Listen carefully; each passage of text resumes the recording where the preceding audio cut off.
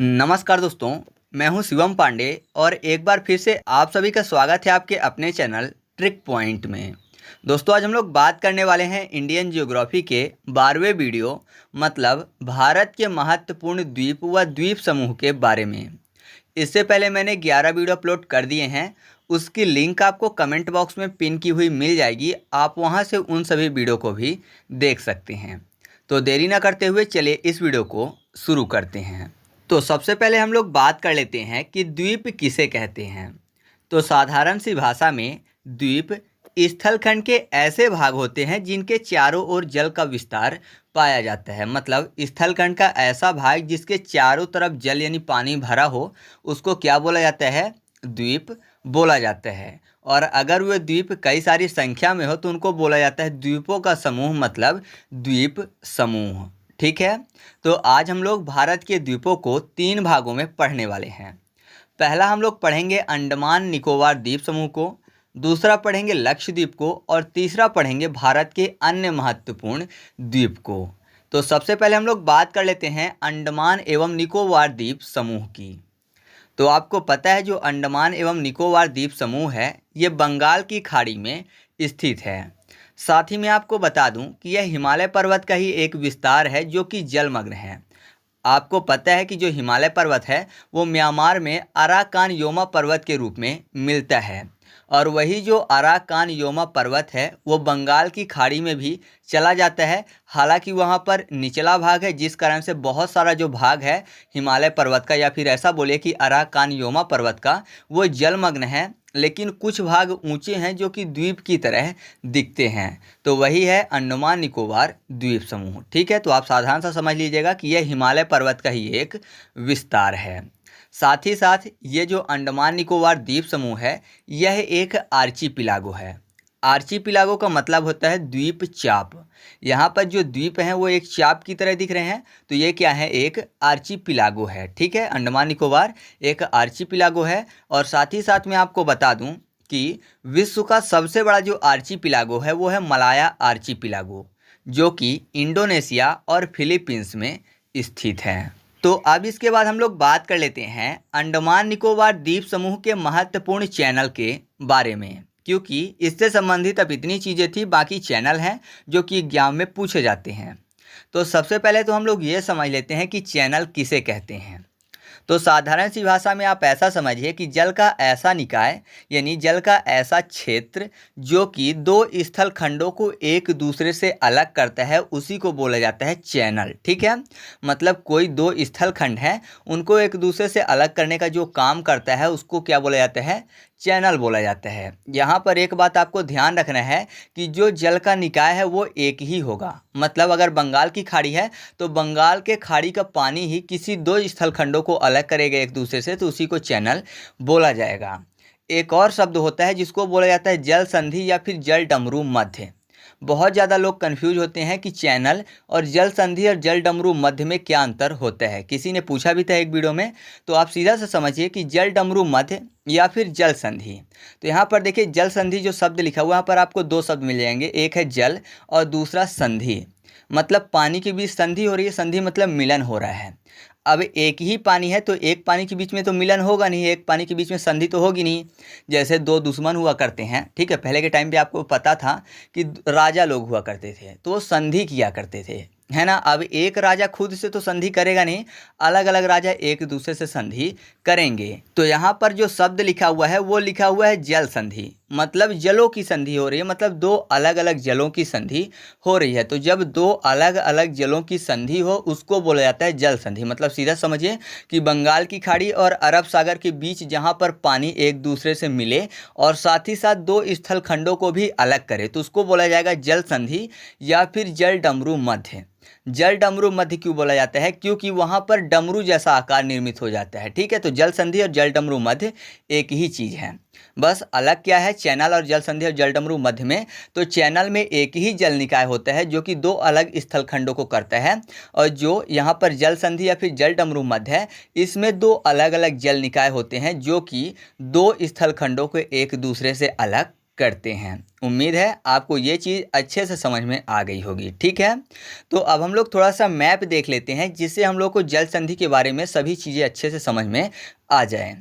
तो यहाँ पर देखिए ये भारत है, ये जो लाइन है ये म्यांमार की बॉर्डर लाइन है। म्यांमार की एक महत्वपूर्ण नदी है जिसका नाम है इरावदी नदी। इरावदी नदी आपको पता है कि ये म्यांमार की जीवन रेखा भी बोली जाती है और ये म्यांमार की सबसे बड़ी नदी भी है। मैंने आपको वर्ल्ड ज्योग्राफी वाली वीडियो में अच्छे से बताया हुआ है देशों की महत्वपूर्ण नदियों के बारे में। तो यहाँ पर इरावदी नदी के मुहाने के पास एक द्वीप स्थित है जिसका नाम है प्रिपेरिस द्वीप। ये जो प्रिपेरिस द्वीप है ना, ये म्यांमार के अधिकार क्षेत्र में आता है। इसके बाद एक द्वीप पड़ता है जिसको बोला जाता है कोको द्वीप, ये भी म्यांमार के अधिकार क्षेत्र में आता है। फिर यहाँ पर आपको थोड़ा सा आगे बढ़ेंगे तो आपको मिलेगा लैंडफॉल द्वीप, ये भारत के अधिकार क्षेत्र में आता है। फिर है उत्तरी अंडमान, उसके बाद मध्य अंडमान, फिर दक्षिणी अंडमान और लिटिल अंडमान। ठीक है, उसके बाद थोड़ा सा आगे जाएंगे तो कार निकोबार द्वीप, फिर लिटिल निकोबार द्वीप और ग्रेट निकोबार द्वीप पड़ेंगे। और थोड़ा सा आगे अगर आप और जाएंगे तो आपको मिलेगा सुमात्रा द्वीप जो कि इंडोनेशिया के अधिकार क्षेत्र में आता है। तो यहाँ पर हम लोग को जो चैनल है उनके बारे में ध्यान देना है। तो सबसे पहले हम लोग बात कर लेते हैं कोको चैनल के बारे में। तो जो कोको चैनल है वो यहाँ पर स्थित है। तो कोको चैनल के संबंध में जब एग्जाम में प्रश्न पूछा जाता है तो यहाँ पर 4 प्रकार के ऑप्शन बनते हैं जो कि सब के सब सही होते हैं। तो जो कोको चैनल है वो आप देख रहे हैं कि ये भारत और म्यांमार के बीच में पड़ रहा है। भारत का जो लैंडफॉल द्वीप है और कोको द्वीप जो है म्यांमार का, इसके बीच में पड़ता है। तो जाहिर सी बात है ये जो कोको चैनल है वो भारत और म्यांमार को एक दूसरे से अलग करता है। ये हो गई देशों की बात। और अगर बात करें कि किन द्वीपों को अलग करता है, तो अगर मुख्य द्वीप की बात करें तो यहाँ पर जो अंडमान द्वीप है उसको कोको द्वीप से अलग करने का काम करता है। अंडमान द्वीप में भी आपको पता है यहाँ पर उत्तरी अंडमान पहले स्थित है, तो ये भी बोल सकता है कि उत्तरी अंडमान और कोको द्वीप के बीच में कोको चैनल स्थित है। और अगर उत्तरी अंडमान भी नहीं देता है तब ऑप्शन में देता है लैंडफॉल द्वीप। तब आपको सही जवाब क्या टिक करना है कि जो कोको चैनल है वो लैंडफॉल और कोको द्वीप के बीच में स्थित है। ज़्यादातर लैंडफॉल द्वीप नहीं देता है, लेकिन कंफ्यूज करने के लिए ये भी ऑप्शन में दे सकते हैं, तो आप इसको भी याद रखिएगा। तो 4 तरीके से यहाँ पर उत्तर बनते हैं। ठीक है, तो इतनी चीज़ आपके समझ में आ गई है।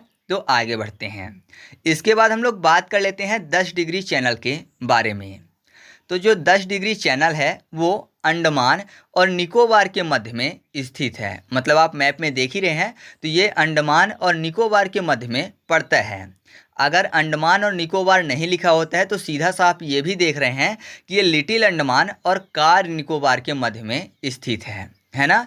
वैसे तो अंडमान और निकोबार के मध्य में आ रहा है, लेकिन अंडमान में किसके मध्य में आ रहा है, तो अंडमान में लिटिल अंडमान के पास और निकोबार में कार निकोबार के बीच में। तो याद रखिएगा लिटिल अंडमान और कार निकोबार के मध्य में जो 10 डिग्री चैनल है वो आता है। ठीक है, इसके बाद हम लोग बात कर लेते हैं ग्रेट चैनल की। तो जो ग्रेट चैनल है ना वो स्थित है ग्रेट निकोबार और सुमात्रा के बीच में। दूसरे तरीके से ये भी बोल सकते हैं कि अंडमान निकोबार द्वीप समूह और सुमात्रा के बीच में ग्रेट चैनल स्थित है। और तीसरा तरीका ये भी हो सकता है कि हम ये कह दें कि जो ग्रेट चैनल है वो भारत और इंडोनेशिया के बीच में स्थित है। जाहिर सी बात है अंडमान निकोबार द्वीप समूह भारत का है और सुमात्रा द्वीप जो है वो इंडोनेशिया का है। तो ये भी बोल सकते हैं कि इंडोनेशिया और भारत को ग्रेट चैनल जो है वो एक दूसरे से अलग करता है। तो इस तरीके से इसके 3 उत्तर सही हो सकते हैं। इसके अलावा अंडमान निकोबार द्वीप समूह के बारे में आपको कुछ चीज़ें और याद रखनी हैं। पहला पॉइंट आपको ये याद रखना है कि दक्षिणी अंडमान और लिटिल अंडमान के बीच में एक पास पाया जाता है जिसको बोला जाता है डंकन पास। ठीक है, तो एग्जाम में जब प्रश्न पूछा जाएगा कि डंकन पास किसके मध्य स्थित है, तो सही जवाब क्या होगा, दक्षिणी अंडमान और लिटिल अंडमान के बीच में। ठीक है, और दूसरी चीज़ आपको ये याद रखनी है कि जो अंडमान निकोबार की राजधानी है जिसको बोला जाता है पोर्ट ब्लेयर, तो जो पोर्ट ब्लेयर है वो दक्षिणी अंडमान में स्थित है। ठीक है, साथ ही आपने एक शब्द सुना होगा वो है इंदिरा पॉइंट, जिसको पिग्मेलियन पॉइंट भी बोलते हैं। ये भारत का सबसे दक्षिणी बिंदु है, तो ये स्थित है ग्रेट निकोबार में। ठीक है, जो ग्रेट निकोबार है यहाँ पर इंदिरा पॉइंट स्थित है। यहीं पर जो अंडमान निकोबार द्वीप समूह है इसमें एक और महत्वपूर्ण द्वीप है जो है नारकोंडम द्वीप। तो आपको पता है यहाँ पर नारकोंडम ज्वालामुखी पाया जाता है जो कि एक सुषुप्त ज्वालामुखी है। और दूसरा एक द्वीप है बैरम द्वीप। बैरम द्वीप जो है यहाँ पर बैरम ज्वालामुखी पाया जाता है, जो कि आपको पता है यह एक सक्रिय ज्वालामुखी है। साथ ही साथ ये दक्षिण एशिया का एकमात्र सक्रिय ज्वालामुखी भी है। यहाँ के कुछ महत्वपूर्ण द्वीप हैं जिनके नाम बदल दिए गए हैं। पहला है रॉस द्वीप, जिसका नाम बदल के कर दिया गया है नेताजी सुभाष चंद्र बोस द्वीप। दूसरा है नील द्वीप, जिसका नाम कर दिया गया है शहीद द्वीप। और हेवलॉक द्वीप का नाम बदल के कर दिया गया है स्वराज द्वीप। आपको कमेंट करके बताना है कि इनका नाम कब बदला गया है, ठीक है। साथ ही जो अंडमान निकोबार है, इसकी सबसे ऊंची जो चोटी है वो है सैंडल पीक। ये स्थित है उत्तरी अंडमान में। और इसकी जो दूसरी सबसे ऊंची चोटी है वो है माउंट थूलियर, ये स्थित है ग्रेट निकोबार में। तो इतनी चीज़ें आपको अंडमान निकोबार द्वीप समूह के बारे में याद रखनी है। साथ ही अगर आप चाहें तो एक फैक्ट और याद रख सकते हैं कि यहाँ पर पाई जाने वाली एक महत्वपूर्ण जनजाति है जो है सैम्पेन जनजाति। तो जो सैम्पेन जनजाति है, इसने 2014 में जो 16वां लोकसभा चुनाव हुआ था उसमें पहली बार मतदान किया था, ठीक है। तो अंडमान निकोबार के बारे में इतनी ही चीज़ें महत्वपूर्ण थी। इसके बाद हम लोग बात कर लेते हैं लक्षद्वीप के बारे में। तो जो लक्षद्वीप है, आपको पता है कि ये अरब सागर में स्थित है। साथ ही यह एक कोरल द्वीप है। कोरल मतलब ये प्रवाल भित्तियों से बना है, ठीक है। तो ये एक कोरल द्वीप है, जिस कारण से यहाँ पर वन नहीं पाए जाते हैं। जो लक्षद्वीप है ना, इसको 3 भागों में बांटकर पढ़ा जाता है। पहला है अमीनी द्वीप द्वीप समूह, दूसरा है लक्का द्वीप समूह और तीसरा है मिनिकॉय समूह। तो यहाँ पर जो महत्वपूर्ण द्वीप हैं इनको 3 भागों में बांट दिया गया है ऐसे। तो जो पहला वाला भाग है उसमें महत्वपूर्ण द्वीप है अमीनी द्वीप। इसी के कारण पूरे वाले ऊपर वाले जो हैं इनको बोल दिया गया है अमीनी द्वीप द्वीप समूह, ठीक है। यहाँ का मुख्य रूप से द्वीप कौन सा है? अमीनी द्वीप है। और ऊपर वाले जो है बहुत सारे द्वीप, तो उनको समूह मान लिया गया कि ये अमीनी द्वीप के ही समूह हैं, ठीक है। दूसरा लक्का द्वीप जो है, तो लक्का द्वीप में एक पड़ता है कावर्ती। कावर्ती आपको पता है कि ये लक्षद्वीप की राजधानी है। तो याद रखिएगा लक्षद्वीप की जो राजधानी है वो लक्का द्वीप समूह में पड़ता है, ठीक है। और यहीं पर एक महत्वपूर्ण द्वीप है जो है अगाती द्वीप। तो याद रखिएगा यहाँ पर एकमात्र लक्षद्वीप का हवाई अड्डा है, ठीक है, अगाती द्वीप में। और अगाती द्वीप किस में पड़ता है? वो लक्का द्वीप में पड़ता है। इसके बाद यहाँ पर मैंने आपको बताया मिनिकॉय। मिनिकॉय जो है ये लास्ट में पड़ता है यहाँ पर। तो जो मिनिकॉय है और लक्का द्वीप जो है, इन दोनों के बीच में एक महत्वपूर्ण चैनल है जिसको बोला जाता है 9 डिग्री चैनल। तो अगर आपसे पूछा जाता है कि 9 डिग्री चैनल किसके बीच पाया जाता है, तो सही जवाब क्या होगा? लक्का द्वीप और मिनिकॉय के बीच में। मिनिकॉय के अगर आप नीचे आएंगे तो थोड़ा सा यहाँ पर मिलेगा मालदीव, ठीक है। तो मिनिकॉय और मालदीव के बीच में एक महत्वपूर्ण चैनल है जिसको बोला जाता है 8 डिग्री चैनल।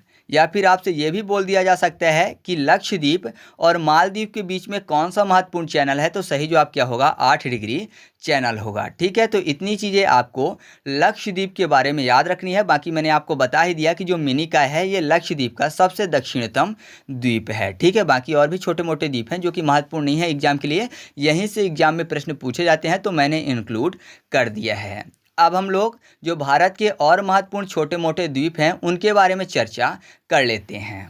तो सबसे पहले हम लोग बात कर लेते हैं माजुली द्वीप के बारे में। तो जो माजुली द्वीप है ये असम राज्य में ब्रह्मपुत्र नदी में स्थित है। साथ ही साथ इसके बारे में ये याद रखिएगा कि यह विश्व का सबसे बड़ा नदी द्वीप है।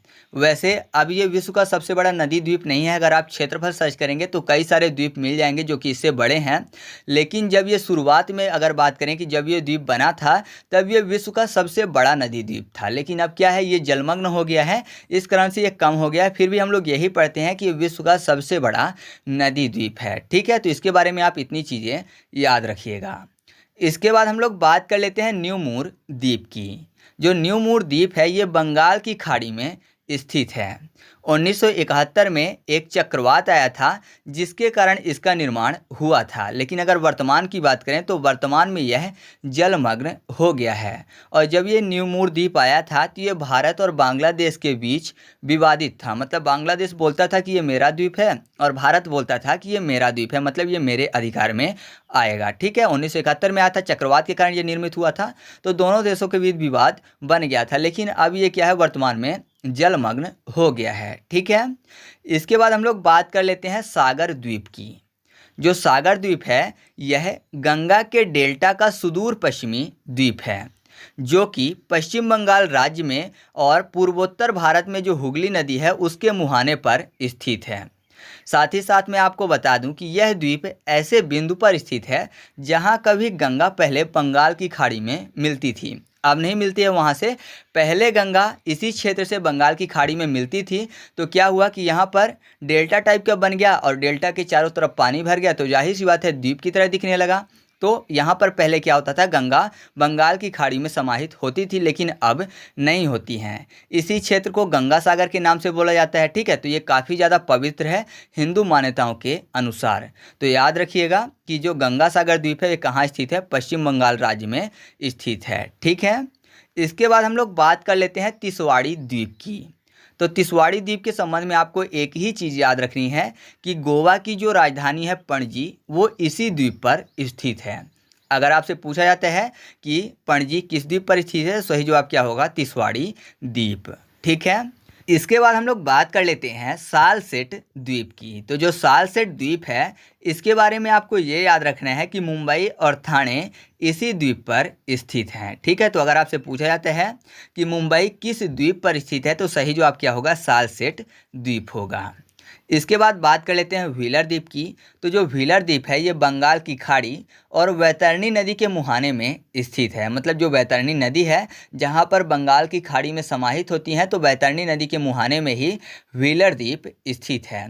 आपने इसको काफ़ी ज़्यादा देखा होगा, न्यूज़ में भी ये काफ़ी ज़्यादा आता है, लेकिन इसका जो नया नाम रख दिया गया है वो है अब्दुल कलाम। ठीक है, तो अब्दुल कलाम द्वीप इसका नया नाम कर दिया गया है। आप चाहें तो कमेंट करके बता सकते हैं कि इसका नाम अब्दुल कलाम द्वीप कब रखा गया है। ठीक है, और साथ ही साथ आपको पता ही है कि इसका उपयोग भारत अपने प्रक्षेपास्त्र कार्यक्रम के प्रशिक्षण केंद्र के रूप में करता है। मतलब रॉकेट यहीं से लॉन्च किए जाते हैं। ठीक है, इसके बाद हम लोग बात कर लेते हैं चिराओ द्वीप की।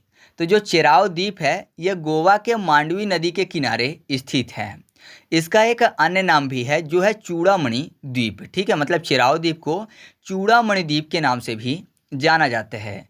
इसके बारे में एक महत्वपूर्ण चीज़ आपको ये याद रखना है कि सलीम अली पक्षी अभ्यारण्य जो है वो इसी द्वीप पर स्थित है। जो सलीम अली पक्षी अभ्यारण्य है इसको कोयल स्वर के नाम से भी जाना जाता है। आपको पता है कि वर्ल्ड मैन ऑफ इंडिया किसको बोला जाता है, वो बोला जाता है डॉक्टर सलीम अली को। तो सलीम अली पक्षी अभ्यारण्य कहाँ स्थित है, चिराओ द्वीप, गोवा में। ठीक है, इसके बाद हम लोग बात कर लेते हैं खादिर द्वीप की। तो जो खादिर द्वीप है ना ये गुजरात में स्थित है। ठीक है, इस द्वीप में आपको पता होगा कि सिंधु घाटी सभ्यता का जो 5वां सबसे बड़ा शहर था धौलावीरा, वो खादिर द्वीप में ही स्थित है। साथ ही साथ इसे भारत के 40वें विश्व धरोहर स्थल के रूप में भी शामिल कर लिया गया है। किसको, धौलावीरा को। ठीक है, तो आप इस चीज़ को खादिर द्वीप के संबंध में याद रखिएगा। इसके बाद हम लोग बात कर लेते हैं श्रीहरिकोटा द्वीप की। तो जो श्रीहरिकोटा द्वीप है यह पुलिकट झील को बंगाल की खाड़ी से अलग करने का काम करता है। ठीक है, मतलब जो पुलिकट झील है उसको बंगाल की खाड़ी से अलग करने का काम कौन सा द्वीप करता है, तो वो करता है श्रीहरिकोटा द्वीप। और आपको मैं बता दूं कि यहाँ पर सतीश धवन अंतरिक्ष केंद्र भी स्थित है जो कि भारत का एकमात्र उपग्रह प्रक्षेपण केंद्र है। ठीक है, तो इसके बारे में आप ये चीज़ याद रखिएगा। इसके बाद हम लोग बात कर लेते हैं होप द्वीप की। तो जो होप द्वीप है यह एक छोटे ट्रेडपोल के आकार का द्वीप है जो कि भारत के काकीनाडा के तट पर बंगाल की खाड़ी में स्थित है। ठीक है, तो इस चीज़ को आप होप द्वीप के संबंध में याद रखिएगा। अच्छा, आप कमेंट करके बताइएगा कि किस राज्य के तट को काकीनाडा के तट के नाम से जाना जाता है। ठीक है, मैंने तट की वीडियो भी पहले से अपलोड कर रखी है। इसके बाद हम लोग बात कर लेते हैं पंबन द्वीप की। तो पंबन द्वीप के बारे में तो आपको काफ़ी ज़्यादा जानकारी होनी चाहिए। आपको पता होना चाहिए कि इसको रामेश्वरम द्वीप के नाम से भी जाना जाता है।